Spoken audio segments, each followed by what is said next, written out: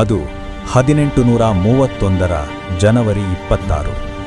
ಬೆಳಗಾವಿ ಜಿಲ್ಲೆಯ ನಂದಗಡದಲ್ಲಿ ಜನಸಾಗರವೇ ಹರಿದು ಬಂದಿತ್ತು. ಆದರೆ ಅಲ್ಲಿ ಉತ್ಸವದ ಸಂಭ್ರಮವಿರಲಿಲ್ಲ. ಬದಲಿಗೆ ಸ್ಮಶಾನದ ಮೌನ ಆವರಿಸಿತ್ತು. ಪ್ರತಿಯೊಬ್ಬರ ಕಣ್ಣಲ್ಲಿ ನೀರು, ಎದೆಯಲ್ಲಿ ಅಸಹಾಯಕತೆಯ ಆಕ್ರೋಶ. ಯಾಕೆಂದರೆ ಅಂದು ಬ್ರಿಟಿಷ್ ಸಾಮ್ರಾಜ್ಯ ಒಬ್ಬ ಅಪ್ರತಿಮ ದೇಶಭಕ್ತನನ್ನು, ಕೆಚ್ಚೆದೆಯ ವೀರನನ್ನು ಸಾವಿರಾರು ಜನರ ಎದುರೇ ಗಲ್ಲಿಗೇರಿಸಲು ಸಜ್ಜಾಗಿತ್ತು. ಆ ವೀರನ ಕುತ್ತಿಗೆಗೆ ನೇಣು ಬಿಗಿಯುತ್ತಿದ್ದಂತೆ ಬ್ರಿಟಿಷ್ ಅಧಿಕಾರಿಗಳು ಸಮಾಧಾನದ ನಿಟ್ಟುಸಿರು ಬಿಟ್ಟರು. ದೊಡ್ಡ ಕಂಟಕವೊಂದು ದೂರವಾಯಿತು, ಹಮ್ಮಿರನ ಆಟ ಮುಗಿಯಿತು ಎಂದು ಬೀಗಿದರು. ಆದರೆ ಆ ಮೂರ್ಖರಿಗೆ ತಿಳಿದಿರಲಿಲ್ಲ, ರಾಯಣ್ಣನ ಸಾವು ಅಂತ್ಯವಲ್ಲ, ಅದು ಹೊಸದೊಂದು ಯುಗದ ಆರಂಭ ಎಂದು. ಆ ಬಲಿದಾನ ಮುಂದೆ ಬರಲಿದ್ದ ಸ್ವಾತಂತ್ರ್ಯ ಸಂಗ್ರಾಮದ ಮಹಾಯಜ್ಞಕ್ಕೆ ಬಿದ್ದ ಪವಿತ್ರ ಆಹುತಿಯಾಗಿತ್ತು. ಬ್ರಿಟಿಷರು ಆ ವೀರನ ದೇಹವನ್ನು ಮಣ್ಣು ಮಾಡಿರಬಹುದು, ಆದರೆ ಅವನ ಹೆಸರನ್ನು ಅಳಿಸಲಾಗಲಿಲ್ಲ. ಸಂಗೊಳ್ಳಿ ರಾಯಣ್ಣ ಎಂಬ ಆ ಹೆಸರು ಕೇವಲ ಹೆಸರಾಗಿ ಉಳಿಯಲಿಲ್ಲ. ಅದು ಬ್ರಿಟಿಷ್ ಸಾಮ್ರಾಜ್ಯದ ಅಡಿಪಾಯವನ್ನೇ ದಶಕಗಳ ಕಾಲ ನಡುಗಿಸಿದ ಸಿಂಹ ಸ್ವಪ್ನವಾಯಿತು. ಅಷ್ಟಕ್ಕೂ ಯಾರು ಆ ವೀರ?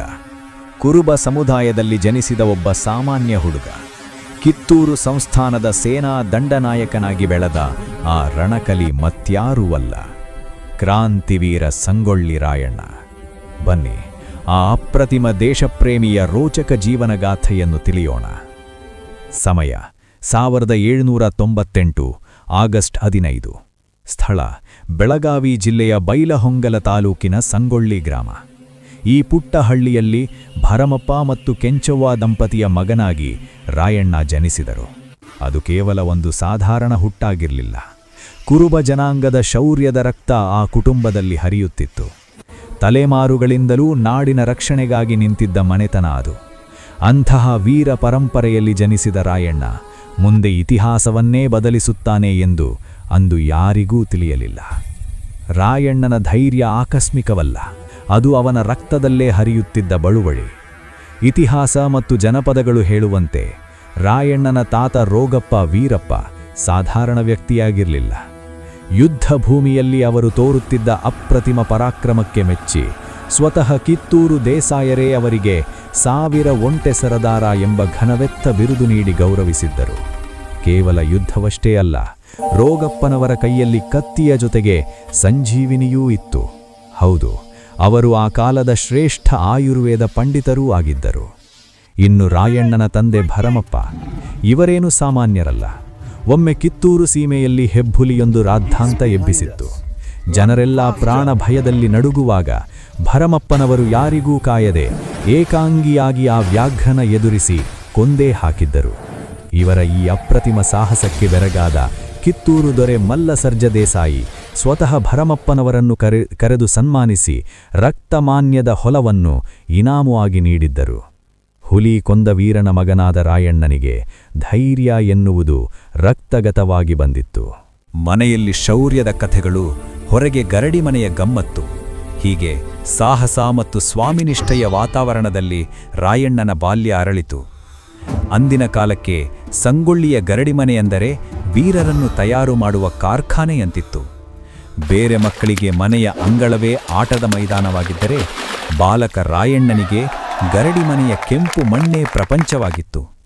ಅಲ್ಲಿನ ತಾಲೀಮು ಅವನ ಬದುಕಿನ ಉಸಿರಾಗಿತ್ತು. ಆ ಗರಡಿಮನೆಯಲ್ಲಿ ರಾಯಣ್ಣ ಪಳಗಿದ್ದು ಒಂದಾ ಎರಡ?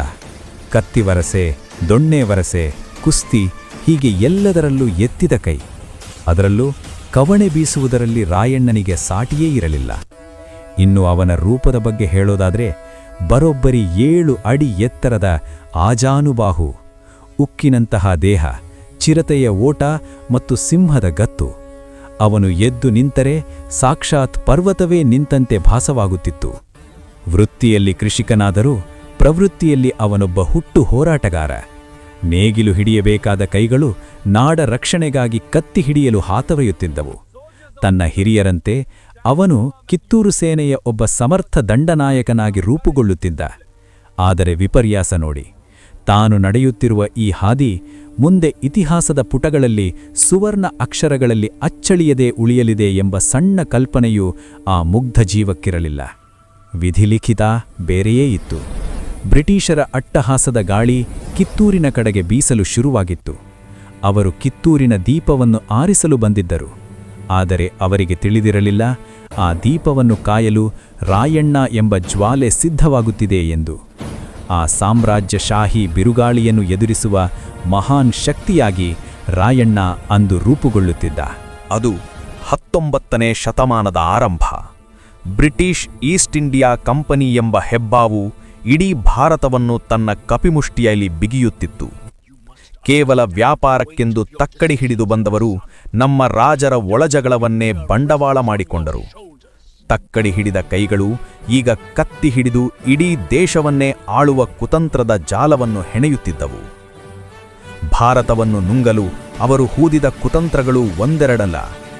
ಆದರೆ ರಾಜಮನೆತನಗಳ ಪಾಲಿಗೆ ಮರಣಶಾಸನವಾಗಿದ್ದು ಆ ಒಂದು ನೀತಿ. ಅದೇ ದತ್ತು ಮಕ್ಕಳಿಗೆ ಹಕ್ಕಿಲ್ಲ ಎಂಬ ಕಾಯ್ದೆ.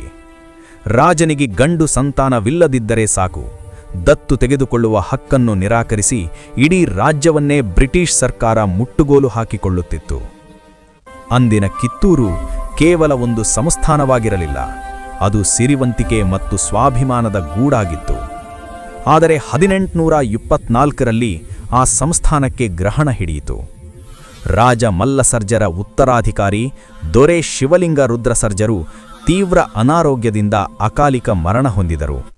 ಸ್ವಂತ ಮಕ್ಕಳಿಲ್ಲದ ಕಾರಣ ರಾಜವಂಶ ಅಳಿಯಬಾರದೆಂಬ ದೂರದೃಷ್ಟಿಯಿಂದ ಅವರು ಸಾವಿಗೂ ಮುನ್ನವೇ ಮಾಸ್ತಮರಡಿ ಗೌಡರ ಮಗನಾದ ಶಿವಲಿಂಗಪ್ಪನನ್ನು ದತ್ತು ತೆಗೆದುಕೊಂಡಿದ್ದರು. ರಾಜ್ಯ ಅನಾಥವಾಗಲು ಆ ತಾಯಿ ಬಿಡಲಿಲ್ಲ. ಪುತ್ರಶೋಕವನ್ನು ಬದಿಗಿಟ್ಟು ಕರ್ತವ್ಯದ ಕರೆಗೆ ಓಗೊಟ್ಟರು. ತನ್ನ ದತ್ತು ಮೊಮ್ಮಗ ಶಿವಲಿಂಗಪ್ಪನಿಗೆ ರಾಜಲಾಂಛನ ತೊಡಿಸಿ ಪಟ್ಟಾಭಿಷೇಕ ಮಾಡಿದರು.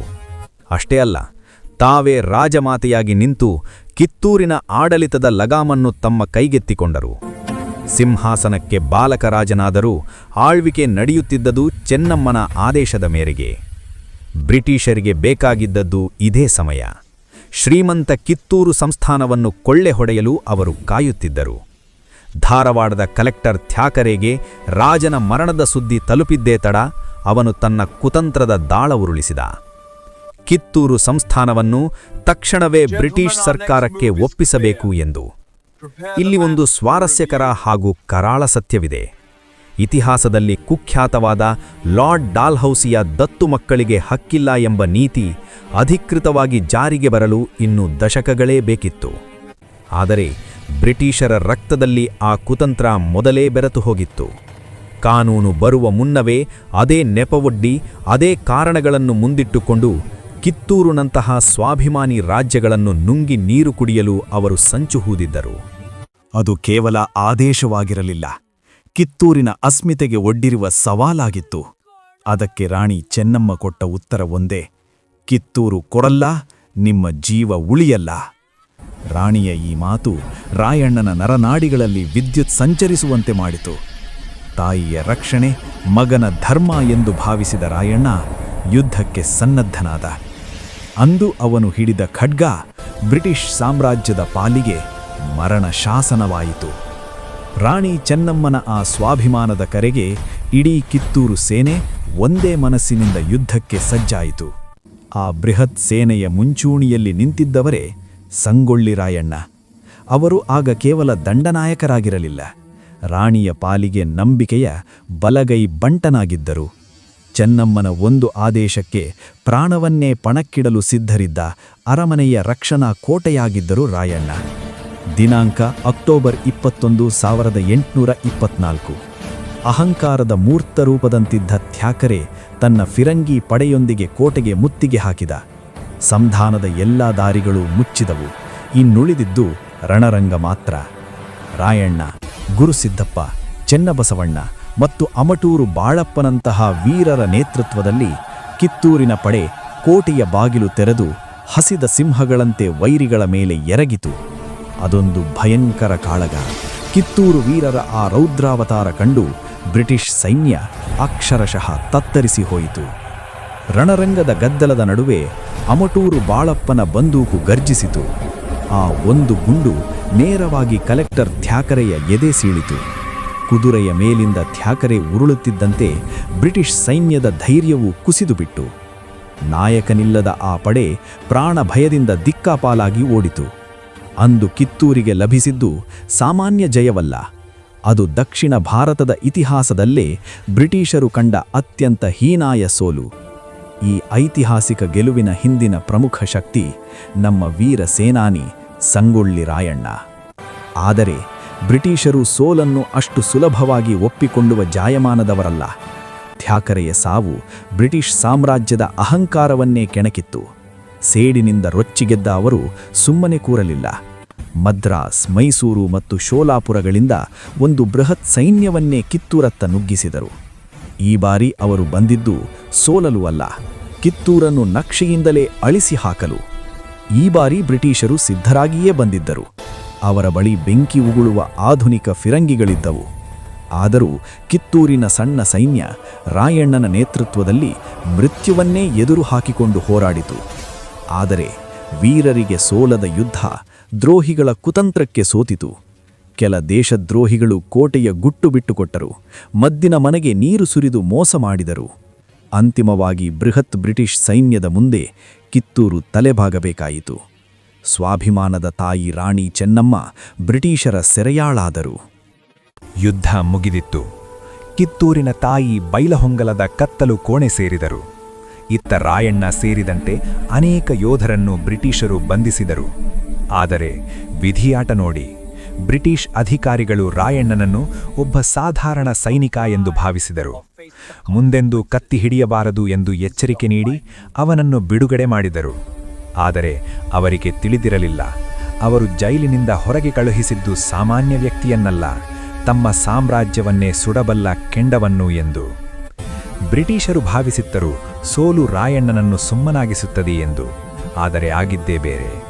ರಾಣಿಯ ಸೆರೆವಾಸ ಮತ್ತು ಕಿತ್ತೂರಿನ ಪತನ ಅವನ ಎದೆಯಲ್ಲಿದ್ದ ಸ್ವಾತಂತ್ರ್ಯದ ಕಿಚ್ಚಿಗೆ ತುಪ್ಪ ಸುರಿಯಿತು. ತನ್ನ ತಾಯಿ ಚೆನ್ನಮ್ಮ ಕತ್ತಲ ಕೋಣೆಯಲ್ಲಿ ನರಳುತ್ತಿದ್ದರೆ, ತನ್ನ ನಾಡಿನ ಜನರ ಮೇಲೆ ಪರಕೀಯರ ಚಾಟೇಟು ಬೀಳುತ್ತಿದ್ದರೆ ರಾಯಣ್ಣ ಸುಮ್ಮನೆ ಕೂಡಲು ಹೇಗೆ ಸಾಧ್ಯ? ಅವನ ರಕ್ತ ಕುದಿಯಿತು. ಅಂದೇ ಆ ಕ್ಷಣವೇ ಅವನ ಮನಸ್ಸಿನಲ್ಲಿ ಒಂದು ಉಗ್ರ ಪ್ರತಿಜ್ಞೆ ಮೊಳಕೆಯೊಡೆಯಿತು. ನನ್ನ ರಾಣಿಯನ್ನು ಬಿಡಿಸದಿದ್ದರೆ ಆ ಬ್ರಿಟಿಷರನ್ನು ಈ ಮಣ್ಣಿನಿಂದ ಕೇವಲ ಓಡಿಸುವುದಲ್ಲ, ಅವರನ್ನು ಧೂಳಿಪಟ ಮಾಡದಿದ್ದರೆ ನಾನು ಸಂಗೊಳ್ಳಿ ರಾಯಣ್ಣನೇ ಅಲ್ಲ. ಸೆರೆಮನೆಯಿಂದ ಹೊರಬಂದ ರಾಯಣ್ಣ ಸುಮ್ಮನೆ ಕೂರಲಿಲ್ಲ. ಅವನ ದೇಹಕ್ಕೆ ವಿಶ್ರಾಂತಿ ಬೇಕಿರಬಹುದು, ಆದರೆ ಅವನ ಆತ್ಮಕ್ಕೆ ಕ್ರಾಂತಿಯ ದಾಹವಿತ್ತು. ಅವನ ಕಣ್ಣು ಮುಂದೆ ಇದ್ದದ್ದು ಕೇವಲ ಎರಡೇ ಗುರಿಗಳು: ಹೇಗಾದರೂ ಮಾಡಿ ಬ್ರಿಟಿಷರ ಕಪಿಮುಷ್ಟಿಯಿಂದ ತನ್ನ ತಾಯಿ ಚೆನ್ನಮ್ಮನನ್ನು ಬಿಡಿಸುವುದು ಮತ್ತು ಕಿತ್ತೂರಿನ ನಿಜವಾದ ಉತ್ತರಾಧಿಕಾರಿ ದತ್ತುಪುತ್ರ ಶಿವಲಿಂಗಪ್ಪನನ್ನು ಮತ್ತೆ ಗದ್ದುಗೆಯ ಮೇಲೆ ಕೂರಿಸುವುದು. ಇದಕ್ಕಾಗಿ ರಾಯಣ್ಣ ಮರಳಿ ಯತ್ನವ ಮಾಡಿಲ್ಲ, ಮರಣವನ್ನೇ ಪಣಕ್ಕಿಟ್ಟು ಹೋರಾಡಿದ. ರಾಯಣ್ಣನಿಗೆ ವಾಸ್ತವದ ಅರಿವಿತ್ತು. ಬ್ರಿಟಿಷರ ಬಳಿ ಬೆಂಕಿಯುಗುಳುವ ಫಿರಂಗಿಗಳಿವೆ, ಸಾವಿರಾರು ಸೈನಿಕರಿದ್ದಾರೆ. ಅವರ ಎದುರು ತನ್ನ ಸಣ್ಣ ಪಡೆಯನ್ನು ತಂದು ನಿಲ್ಲಿಸುವುದು ಆತ್ಮಹತ್ಯೆಗೆ ಸಮ ಎಂದು ಅವನಿಗೆ ತಿಳಿದಿತ್ತು. ಬಲದಿಂದ ಗೆಲ್ಲಲಾಗದ್ದನ್ನು ಯುಕ್ತಿಯಿಂದ ಗೆಲ್ಲಬೇಕು. ಆಗಲೇ ಅವನ ತಲೆಯಲ್ಲಿ ಹೊಳೆದಿದ್ದು ಒಂದು ಅದ್ಭುತ ರಣತಂತ್ರ. ಅದೇ ಗೆರಿಲ್ಲಾ ಯುದ್ಧ ಅಥವಾ ಕೂಟಯುದ್ಧ. ಶತ್ರುಗಳಿಗೆ ಕಾಣದಂತೆ ಬಂದು ಮಿಂಚಿನಂತೆ ದಾಳಿ ಮಾಡಿ ಮತ್ತೆ ಕಾಡಿನಲ್ಲಿ ಮಾಯವಾಗುವ ತಂತ್ರವದು. ಶತ್ರು ಬಲಶಾಲಿಯಾಗಿದ್ದಾಗ ನಾವು ಬುದ್ಧಿಶಾಲಿಯಾಗಬೇಕು. ಇದೇ ಗೆರಿಲ್ಲಾ ಯುದ್ಧ ನಿಯಮ. ಅವರಿಗೆ ತಿಳಿಯದಂತೆ ಅನಿರೀಕ್ಷಿತವಾಗಿ ದಾಳಿ ಮಾಡಿ ಮಾನಸಿಕವಾಗಿ ಮತ್ತು ದೈಹಿಕವಾಗಿ ಅವರನ್ನು ಕುಗ್ಗಿಸುವುದು ರಾಯಣ್ಣನ ತಂತ್ರವಾಗಿತ್ತು. ಹಗಲಿನಲ್ಲಿ ಕಾಡಾಗಿ, ರಾತ್ರಿಯಲ್ಲಿ ಬೆಂಕಿಯಾಗಿ ಕಾಡುವ ಈ ಕಲೆಯಲ್ಲಿ ರಾಯಣ್ಣ ನಿಪುಣನಾಗಿದ್ದ. ಅವನ ಈ ಕಣ್ಣಮುಚ್ಚಾಲೆ ಆಟಕ್ಕೆ ಬ್ರಿಟಿಷ್ ಸೈನ್ಯ ನಡುಗಿ ಹೋಯಿತು. ಸುಮಾರು 1829ರ ಸಮಯ. ರಾಯಣ್ಣನ ಕ್ರಾಂತಿಯ ಪಯಣ ಹಳ್ಳಿಗಳ ಕಡೆಗೆ ಸಾಗಿತು. ಬ್ರಿಟಿಷರ ತೆರಿಗೆ ಮತ್ತು ದಬ್ಬಾಳಿಕೆಯಿಂದ ಕಂಗೆಟ್ಟಿದ್ದ ಅನ್ನದಾತ ರೈತರನ್ನು, ರಕ್ತ ಕುದಿಯುತ್ತಿದ್ದ ಯುವಕರನ್ನು ಅವನು ಭೇಟಿಯಾದ. ಅವರ ನೋವಿಗೆ ದನಿಯಾದ, ಅವರ ಆಕ್ರೋಶಕ್ಕೆ ದಾರಿಯಾದ. ರಾಯಣ್ಣನ ಕರೆಗೆ ಓಗೊಟ್ಟು ನೇಗಿಲು ಹಿಡಿಯುವ ಕೈಗಳು ಕತ್ತಿ ಹಿಡಿಯಲು ಮುಂದೆ ಬಂದವು. ನೋಡುತ್ತಿದ್ದಂತೆ ಹಳ್ಳಿಗಳ ಸಾಮಾನ್ಯ ಜನರೇ ರಾಯಣ್ಣನ ಸೈನ್ಯದ ಬೆನ್ನೆಲುಬಾಗಿ ನಿಂತರು. ರಾಯಣ್ಣನ ಮೊದಲ ಕೆಂಗಣ್ಣು ಬಿದ್ದಿದ್ದು ಬ್ರಿಟಿಷರಲ್ಲ, ಅವರಿಗೆ ಗುಲಾಮರಾಗಿ ಸ್ವಂತ ಜನರನ್ನೇ ಸುಲಿಗೆ ಮಾಡುತ್ತಿದ್ದ ಸ್ಥಳೀಯ ಜಮೀನ್ದಾರರು ಮತ್ತು ಅಧಿಕಾರಿಗಳ ಮೇಲೆ ರಾಯಣ್ಣನ ಮತ್ತು ಅವನ ಪಡೆ ರಾತ್ರಿಯ ಕತ್ತಲಲ್ಲಿ ಮಿಂಚಿನಂತೆ ಸರ್ಕಾರಿ ಕಚೇರಿಗಳಿಗೆ ದಾಳಿ ಮಾಡುತ್ತಿತ್ತು. ಅಲ್ಲಿ ಬ್ರಿಟಿಷರ ಆಡಳಿತದ ಬೆನ್ನೆಲುಬಾಗಿದ್ದ ಭೂದಾಖಲೆಗಳು ಮತ್ತು ಕಂದಾಯದ ಕಡತಗಳನ್ನು ರಾಶಿ ಹಾಕಿ ಬೆಂಕಿಯಿಡುತ್ತಿದ್ದರು. ರೈತರ ಪಾಲಿಗೆ ಯಮಪಾಸದಂತಿದ್ದ ಆ ದಾಖಲೆಗಳು ಕಣ್ಣೆದುರೇ ಸುಟ್ಟು ಬೂದಿಯಾಗುತ್ತಿದ್ದವು. ಇದೊಂದು ರಾಯಣ್ಣನ ಅಪ್ರತಿಮ ಚಾಣಾಕ್ಷತನದ ನಡೆಯಾಗಿತ್ತು. ಆ ಕಾಗದದ ದಾಖಲೆಗಳೇ ಬ್ರಿಟಿಷರ ಆಡಳಿತದ ಅಸ್ತ್ರವಾಗಿದ್ದವು. ಅವುಗಳನ್ನು ಬೂದಿ ಮಾಡುವ ಮೂಲಕ ಬ್ರಿಟಿಷರು ರೈತರಿಂದ ಕಂದಾಯ ವಸೂಲಿ ಮಾಡಲು ಮತ್ತು ಅವರ ಭೂಮಿಯನ್ನು ಕಬಳಿಸಲು ಇದ್ದ ಶಾಶ್ವತವಾಗಿ ಮುಚ್ಚಿಹಾಕಿದ. ದಾಖಲೆಯಿಲ್ಲದೆ ತೆರಿಗೆ ಪ್ರಶ್ನಿಸುವಂತಿಲ್ಲ ಎಂದು ಬ್ರಿಟಿಷರಿಗೆ ಪಾಠ ಕಲಿಸಿದ. ಈ ಒಂದೇ ನಿರ್ಧಾರದಿಂದ ರಾಯಣ್ಣ ಕೇವಲ ಒಬ್ಬ ಹೋರಾಟಗಾರನಾಗಿ ಉಳಿಯಲಿಲ್ಲ, ರೈತರು ಮತ್ತು ಬಡವರ ಪಾಲಿನ ಆರಾಧ್ಯ ದೈವವಾದ. ಸಾಲದ ಸುಳಿಯಲ್ಲಿ ಸಿಲುಕಿದ್ದ ಜನರಿಗೆ ಅವನೊಬ್ಬ ಸಾಕ್ಷಾತ್ ರಕ್ಷಕನಂತೆ ಕಂಡ. ಯಾವುದೇ ಕರೆ ನೀಡದಿದ್ದರೂ ಜನ ಸ್ವಯಂ ಪ್ರೇರಿತರಾಗಿ ಪ್ರವಾಹದಂತೆ ಬಂದು ಅವನ ಸೈನ್ಯಕ್ಕೆ ಸೇರತೊಡಗಿದರು. ಪ್ರತಿಯೊಬ್ಬರ ಮನೆಯ ಮಗನೂ ರಾಯಣ್ಣನ ಸೈನಿಕನಾದ. ರಾಯಣ್ಣನ ಪಡೆಯ ದಿನಚರಿಯೇ ರೋಚಕವಾಗಿತ್ತು. ಹಗಲು ಹೊತ್ತಿನಲ್ಲಿ ದಟ್ಟಾರಣ್ಯಗಳೇ ಅವರ ರಕ್ಷಾಕವಚ.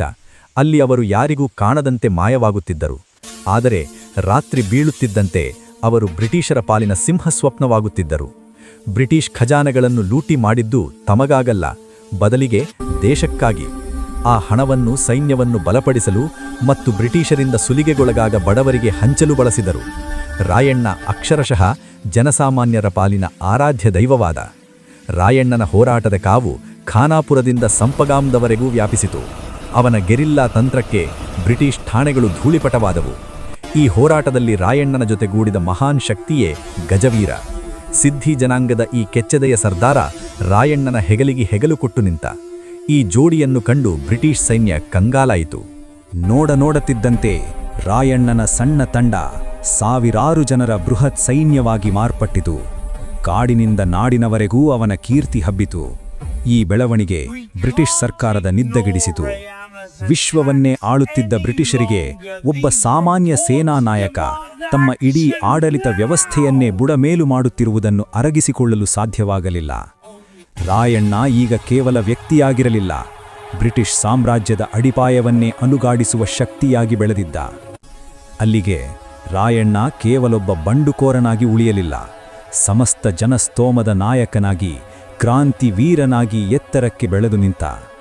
ಬ್ರಿಟಿಷ್ ಪಾಳ್ಯದಲ್ಲಿ ಸಂಗೊಳ್ಳಿ ರಾಯಣ್ಣ ಎಂಬ ಹೆಸರೇ ಒಂದು ಭಯಾನಕ ಸ್ಫೋಟದಂತೆ ಕೇಳಿಸುತ್ತಿತ್ತು. ಆ ಹೆಸರನ್ನು ಕೇಳಿದರೆ ಸಾಕು, ಬ್ರಿಟಿಷ್ ಅಧಿಕಾರಿಗಳ ಎದೆಯಲ್ಲಿ ನಡುಕ ಹುಟ್ಟುತ್ತಿತ್ತು, ಅವರ ನಿದ್ದೆ ಕೆಡುತ್ತಿತ್ತು.